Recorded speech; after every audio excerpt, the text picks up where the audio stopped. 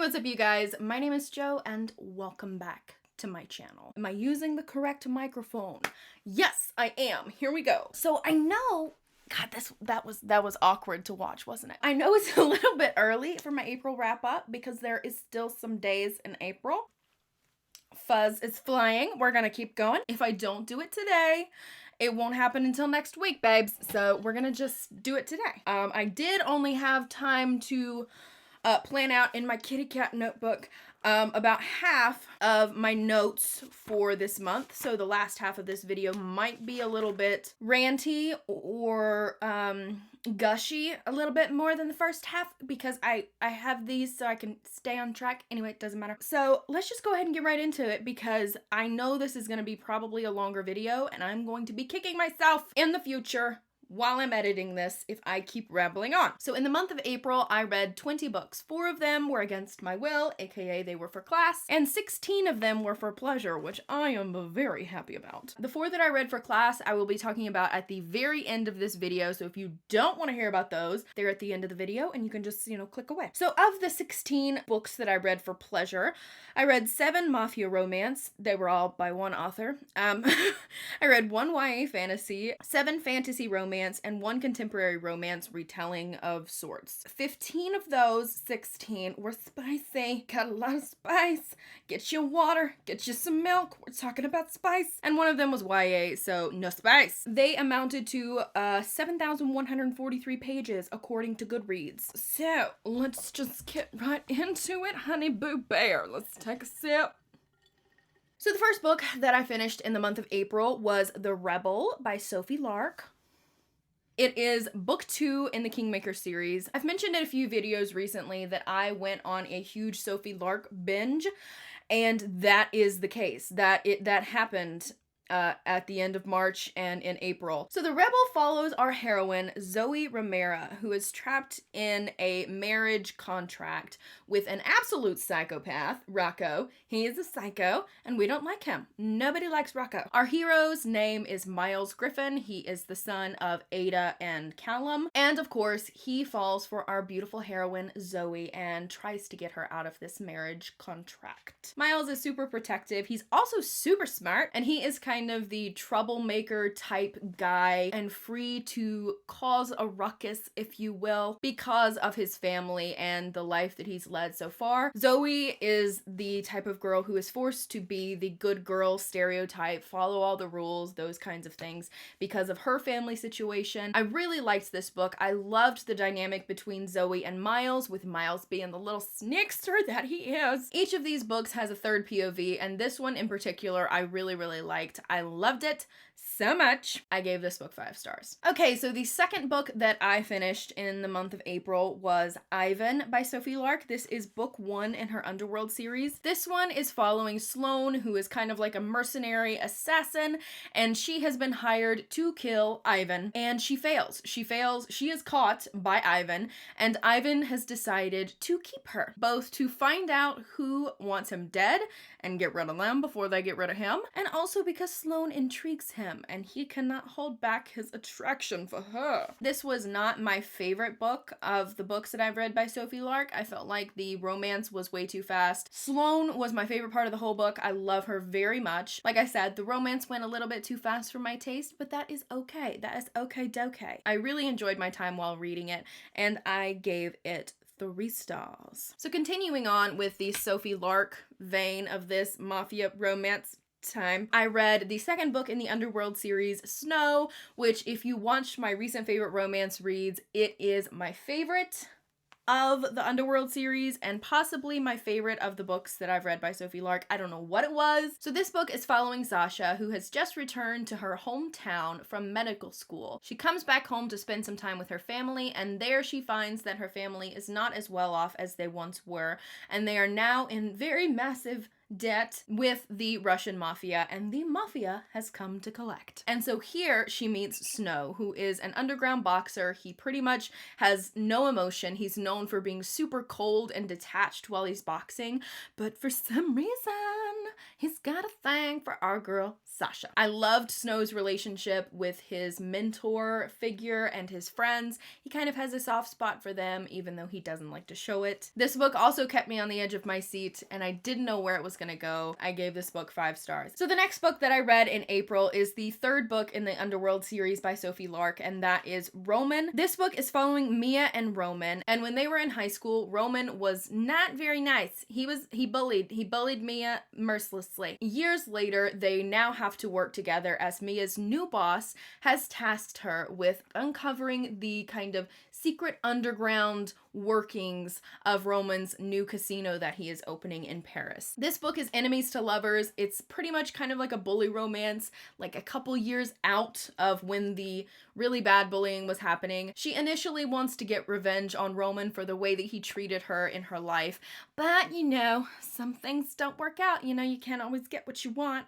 Or you might get more than you originally wanted. Anyways, I gave this book 4.5 out of 5 stars. I really loved it. It was such a fun time for me. So next I read Dom, which is the 4th book in the Underworld series by Sophie Lark. And this book follows Dom, who is Ivan's little brother. And as he is starting to watch how happy Ivan is with Sloane, he starts to get a little jealous. He really wants that kind of relationship for himself. So Dom accidentally, kind of intentionally, a little bit accidentally, kidnaps the commissioner's daughter, Laura, and he starts to discover that she has a little bit darker of a past than he would have expected the commissioner's daughter to have, and she might have some deep dark secrets that she might be keeping. And so Dom becomes really interested in discovering Laura's secrets. There were some surprises, there were some twists and turns, it was a lot of fun. Obviously the romance was thebomb.com.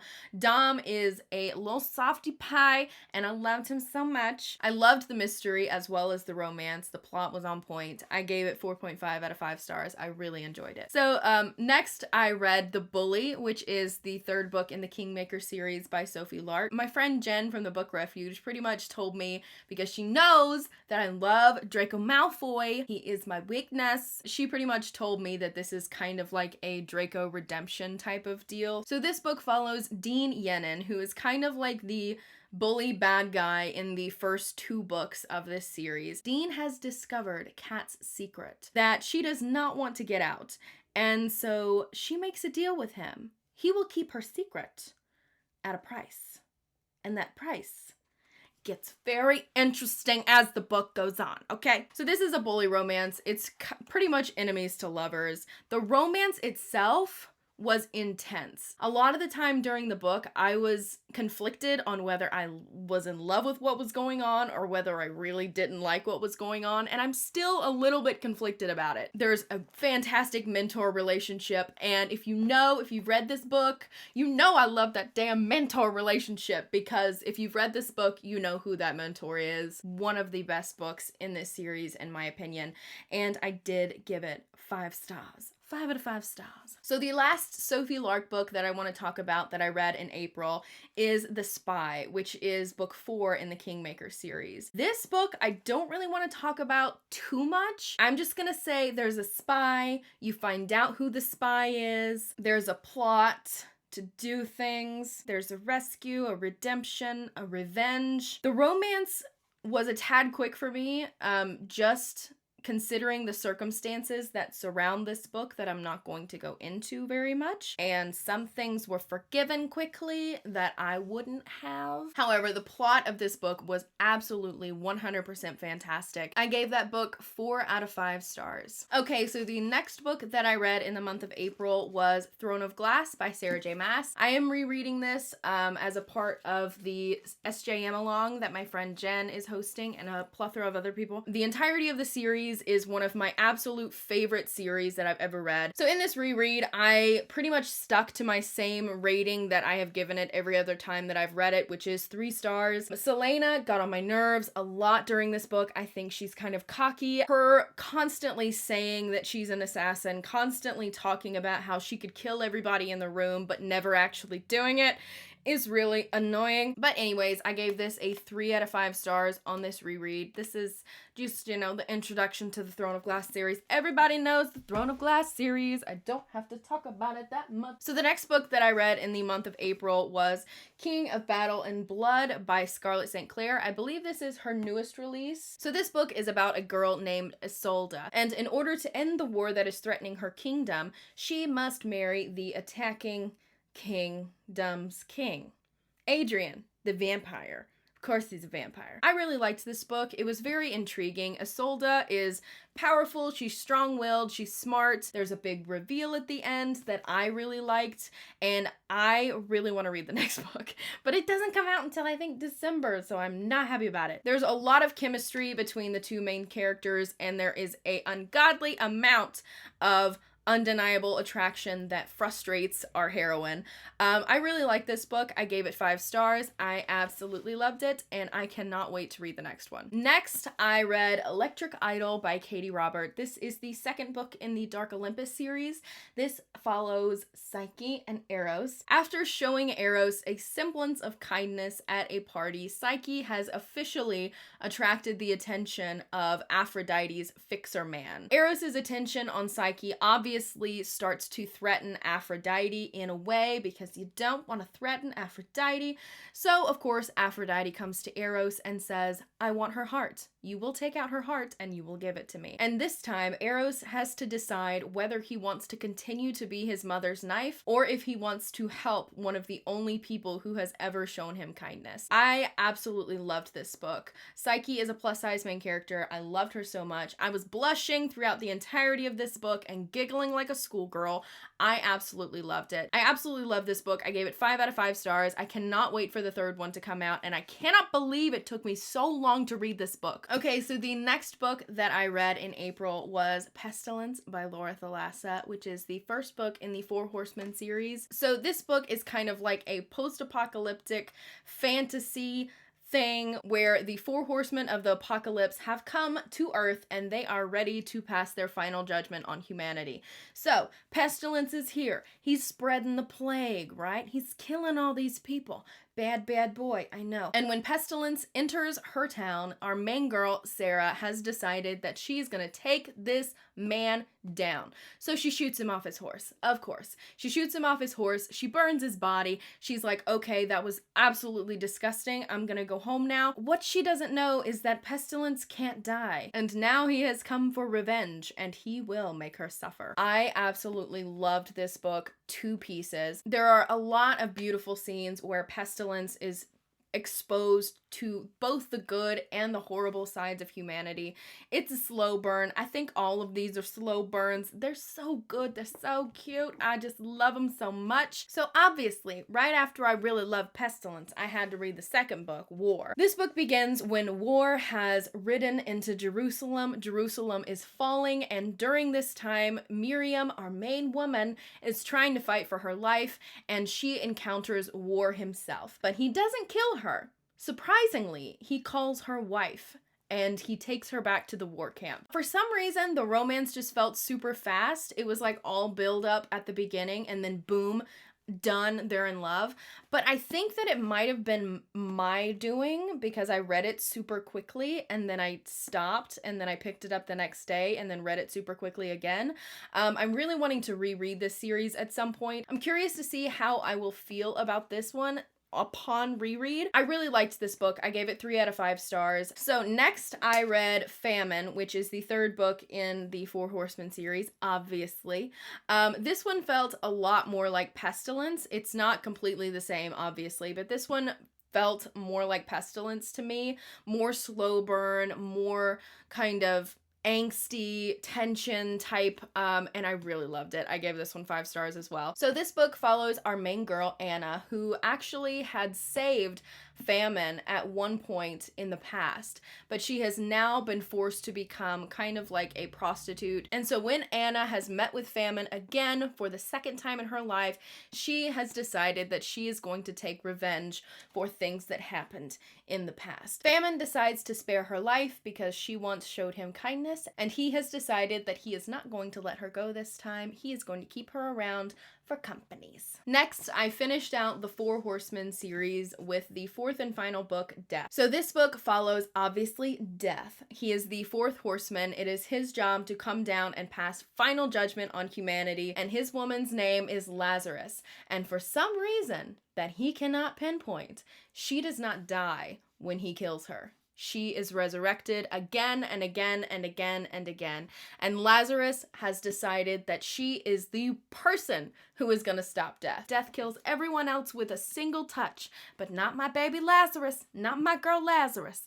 This was a fantastic concluding book to this series. I absolutely loved it. You see all of the other horsemen in this book as well. This series has maybe restored my faith in humanity, because if the Four Horsemen can do it, I can do it.